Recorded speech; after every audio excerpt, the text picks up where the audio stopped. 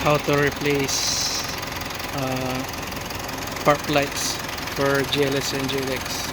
Sa engine lang naman, kikita nyo rin naman yung socket sa engine dito sa headlight, yung gray socket. Yan lang naman po. Gawin lang naman is dudukutin, tapos counterclockwise siya, sabay hilahin na yan.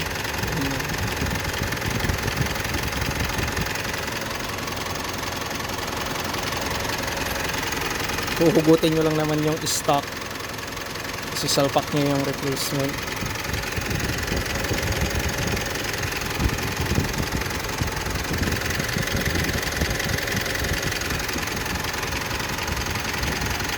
Ganun ulit, balik mo na lang clockwise.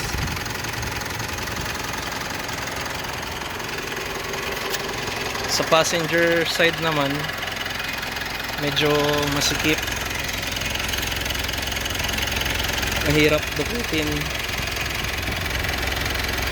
So ang kailangan gawin is either yun lang naman, re-remove tong air filter cover, remove para magkaroon ng space para madukot.